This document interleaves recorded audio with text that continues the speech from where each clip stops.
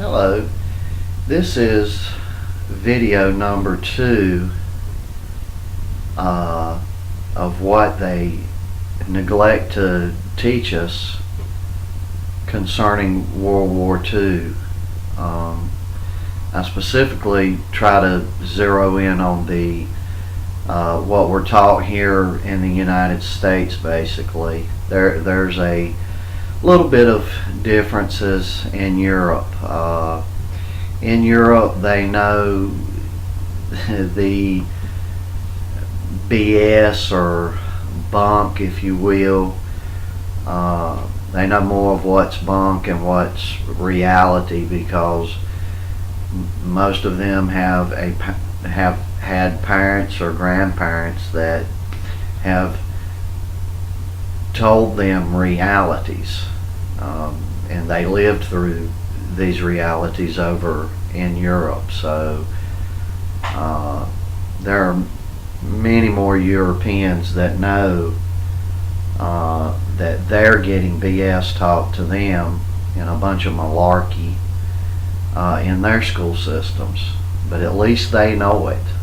Here in North and South America, we don't know it, and that's sends me right back to my initial statements in the first video that history repeats itself, and the only reason it repeats itself and this misery continues, all this war continues, is because we do not know the real history.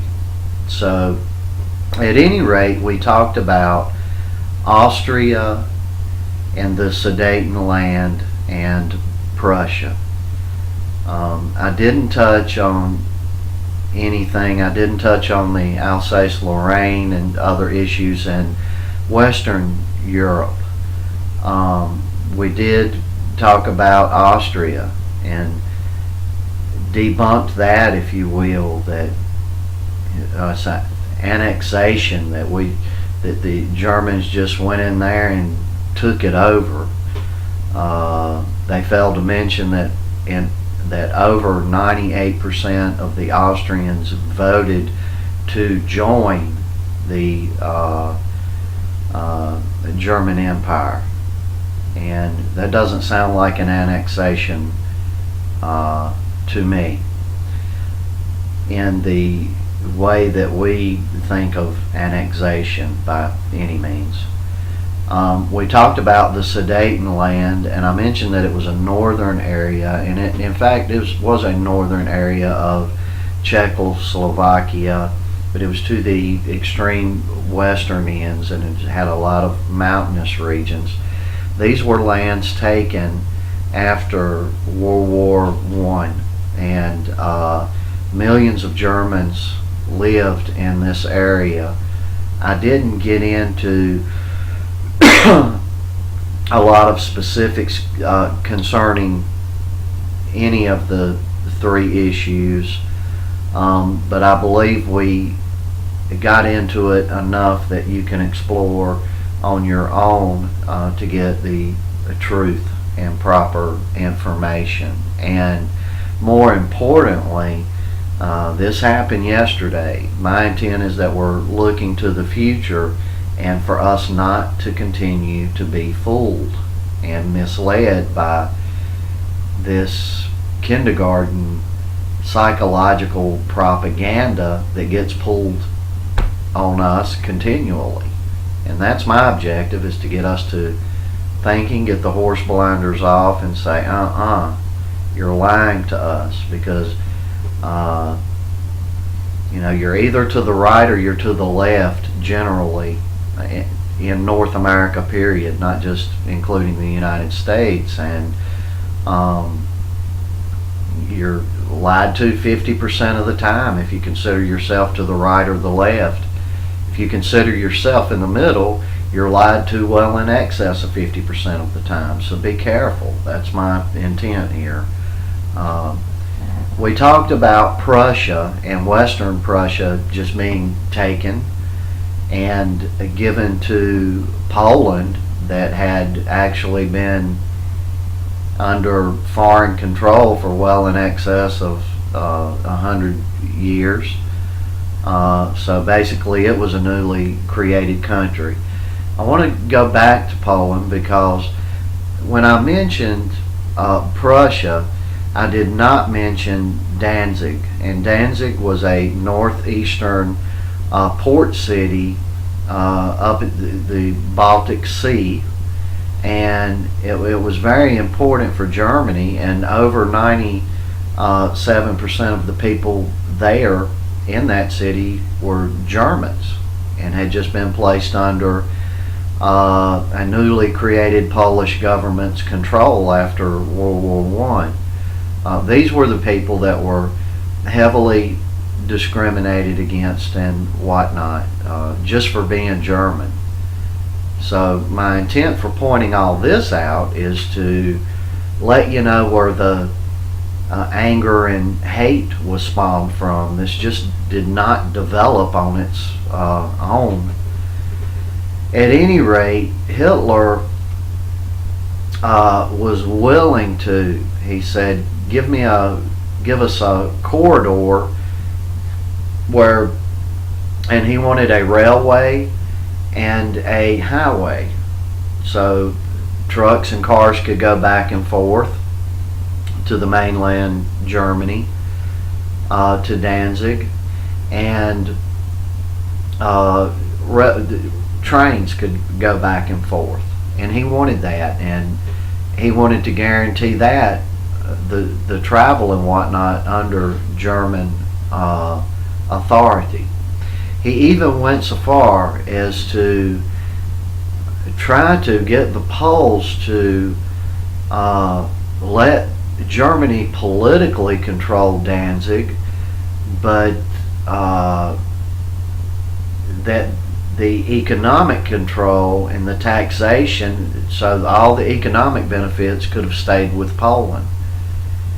And many historians, including myself, believe that that would have been that would have stopped him. Now, a lot of people will say, Jim, what about in the West? Well, in the West, oddly enough, another interesting fact that you're not told, you have to dig up on your own, is that there was not only one Siegfried line in France protecting the poor defenseless French folks from the mean Huns coming in, the Germans, and attacking them.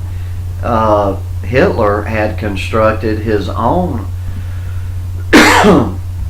Siegfried line, and it's called Hitler's Siegfried line, and there's a book written about that.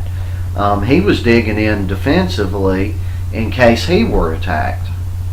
So all of that can be debunked very easily with pure documented fact.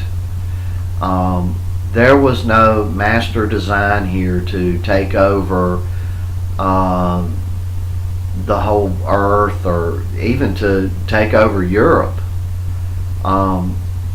That was not the intent at all. There was rhetoric. Hitler had claimed in Mein Kampf and some speeches that he wanted Lebensraum, which is living space for the German people. This was a lot of rhetoric, not unlike Obama or Bush saying something and then saying, oh, well, you don't think I'd really want to, that I would really do that, and that they didn't do it. So this is normal political stuff here, that little things get pulled out and put into a literal proportion in either war propaganda at the moment or victor's propaganda at the conclusion of war. And it's another history repeating itself. So that's just fallacy. Hitler desperately did not want war with England. I want to quickly let you know another fact. Hitler reached out to the British and asked them to get Poland to talk to them and try to work out a deal concerning the Danzig situation. And England sent now this was just proceeding up to Hitler invading Poland. The British government sent communiques, which we now know, this is documents I'm talking about here. Verify these things on your own. That's what I want you to do. You'll learn more that way, and you'll realize how the wool's pulled over your eyes there again. The British government sent a communique to Poland. Yes, negotiate with them. However, we're not expecting you to do nothing with concern to the Danzig situation. So in other words, they were saying, hey, negotiate with them, but we're not asking you to do anything. And it's important to note that even the English people understood full well that this was a travesty of justice, the Danzig situation, and they wanted it to go back to the Germans. They were like, hey, give this back to them. This is nuts.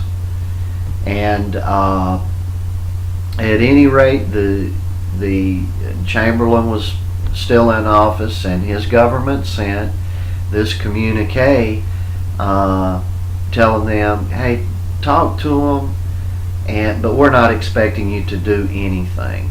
To be no resolve in this situation. And oddly enough, the other little known thing that we're just not told, even at the university level, is that Great Britain basically just sent a promissory note over there to the Poles, whom were a extreme right-wing group of colonels that ran the country, really dictatorial in some big aspects and very extremist. But Great Britain sent the what I call a promissory note, open-ended. We don't care what happens. If you go to war, we're going to war with you. And France had an alliance with Great Britain, and voila, that's how this whole thing, World War II, got started. Repeating the mistakes of World War I, which were these crazy, insane alliances. How we could relate that today is our Department of State and Washington setting up a NATO alliance. The alliance, John McCain stating, hey, we want to give Georgia and several other of the Baltic states and the Ukraine and whatnot. God bless all those people. I want them to have self-determination, but I don't want to start World War III on account of them either. We have given open-ended agreements through NATO. So if Russia were to go into the Ukraine, as an example, voila, World War III. We just keep continuing these situations. And if the Ukraine, God forbid, and I'm not stating that it is, but we're antagonizing Russia through terrorist groups or whatever, there we go. If Russia defended itself, we would be at war. We've got to cut these things out. These open-ended alliances, you're my friend, and irrespective of this or that, we are going to war on your behalf if war starts. that is insane. And it is not to the justification of one U.S. citizen what happens in the Baltic states. So that's the insanity of it. If Russia were to move back into the Baltic states tomorrow and we started World War III, it would not be to the benefit or protection of one United States citizen. Their interests are economically, socially, or otherwise. So that's why all this is so very important. I want to move on to Sir Winston Churchill, a known plagiarist, an art criminal. You're not taught this either, and a basically crazy man to the standards of the day. Winston Churchill met his cabinet in the nude. A government function in Great Britain took place at bathhouses.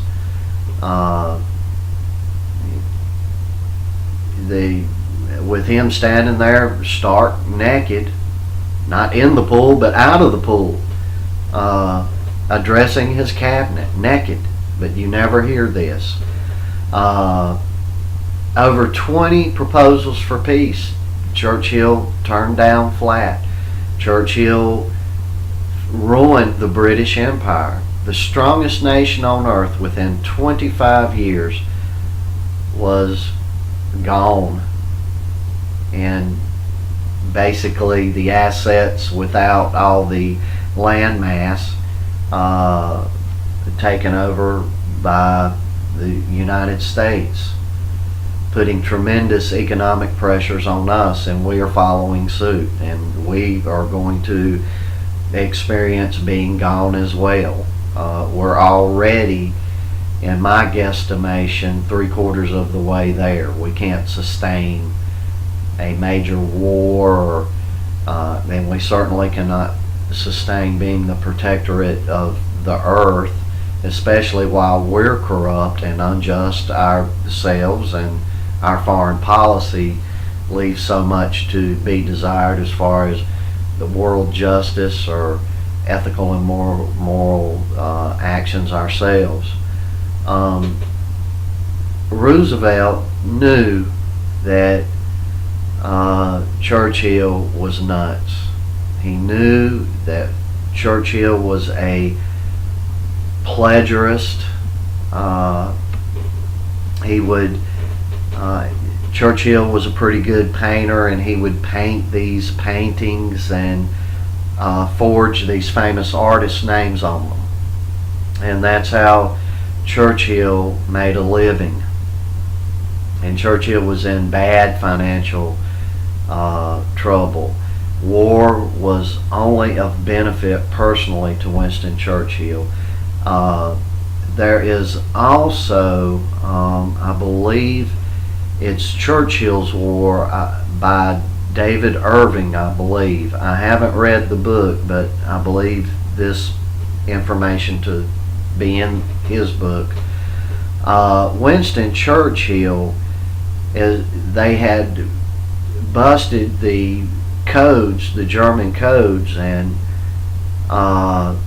so they knew when these bombing raids were coming, and Winston Churchill held back from protecting his own people. And it even went to the extent Winston Churchill repeatedly said he loved his secretaries and those whom worked closest to him. The Enigma, they busted one of the codes, and where his office and his secretaries worked was going to be bombed, or so he thought. He says, "Hey, I'm going to take an early weekend and go get some rest in the countryside. You ladies stay here, continue your work, and I'll see you Monday." He flees and leaves, knowing through the broken codes that the Germans are fixing to bomb where they're at that evening. So he flees as the coward that he actually was, and leaves his secretaries there, knowing that they are going to die that night, and does not warn them, nothing. He could have took the secretaries with him. This was no strategic thing he did. This was no, oh, I've got to keep this secret or we'll lose the war thing. He did this so he could spar up more hate against the Germans. And later that afternoon, as they were in transit to the countryside, his car was intercepted, and they said, "No, we read this wrong. Here's what it said. They're not going to bomb here. They're going to be in a completely other area," and I believe that other area was approximately 300 miles away. So he turns around and comes back and says he canceled it. We didn't know all this information then, but through Freedom of Information Acts, we know this to be true today. So we hear, and there again, I'm not defending Hitler, but we hear how crazy he was. And yet, when we look at facts, we see that as far as from being loyal to those around you, as far as acting sane, Churchill on a daily basis was far worse than Hitler. I don't want to get into the Holocaust, but as far as the British Empire went, you want to talk about killing people over extended periods of time, and racism, and discrimination, deaths, tortures, theft. Let's talk about the British Empire. Has been no empire in history, in recent history, that sustained itself for such a long period of time, with more death and destruction and misery cast upon people, and blatant murders than the British Empire. And so, but of course that doesn't get mentioned. It gets mentioned, but you can't relate it to World War II. So these are just a few things that I wanted to let you know about. It's obvious that the powers to be, England specifically, wanted this war. And when facts are looked at, if some aliens came down to this planet and started reading factual documents, they would conclude quickly that England actually caused World War II, not Germany. Poland had a hand in it, but not Poland. The USSR, which I'm going to do a separate series on, but played parts in it, but not them. If you had to point at one specific cause of World War II, at the immediate starts and the immediate proceedings to the war, it would be Great Britain. And there are many other facts, documented facts I could mention that I will not be, time just will not permit for me to do. I'm not a Barack Obama fan at all. I'm terribly against things that he believes in politically. You couldn't find two people on more opposite ends of the spectrum than myself and the President of the United States, Barack Obama. So please don't misunderstand this statement. But one thing that some years ago I got really upset with him about was that he sent a bust back to Great Britain that they had sent to him as a gift upon entering office of Winston Churchill. He sent that bust back. As far as world history and world justice goes, President Obama did the right thing with that specific instance. And I'm sorry to say that's looking at his presidency moving towards 6 years of it is the only thing I can say I'm proud of our president for. The only thing.